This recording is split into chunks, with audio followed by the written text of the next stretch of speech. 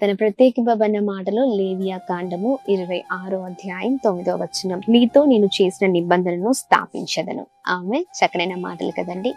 ఈ మాటల్ని గుర్తు పెట్టుకోండి. ఆయన చేసిన నిబంధనలు మన ఎడల స్థాపించే దేవుడై ఉన్నారు. ఈ ఉదయకాల సమయంలో దేవుడు చేసిన నిబంధనలు మర్చిపోయి ముందుకు వెళ్తున్నారు కదా, ముందుకు వెళ్ళి అన్నిట్లో విఫలాన్ని చూస్తున్నారు కదా. చూడండి, దేవుడు చేసిన అన్నిటిని మర్చిపోయి దేవుని పని నిందలు వేసేవారు ఎంతో మంది. ఇంకా అవ్వట్లేదు, జరగట్లేదు, అవ్వదేమో, కాదేమో, ఇలా ఎన్నో మాటలు కదండి. ఒక్కసారి ఆయన మాట ఇస్తే ఆ మాట తప్పే దేవుడు కాదు.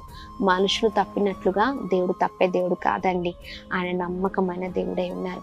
ఆయన మన ఇళ్ళ కృప చూపించే దేవుడై ఉన్నారు. ఆయన బిడ్డలుగా మనకు మేలు చేసే దేవుడై ఉన్నారు. అందుకనే ఈ మాటల్ని, దేవా మీరు చేసిన ప్రతి వాగ్దానాన్ని జ్ఞాపకం చేసుకుని మా ఇళ్ళ స్థిరపరచండి. నువ్వు ఖచ్చితంగా మా ఇళ్ళ స్థిరపరిచే దేవుడవై ఉన్నావని కృతజ్ఞతాస్తుతులు చెల్లిస్తూ ముందుకు సాగుదాం. Praise the Lord. God bless you.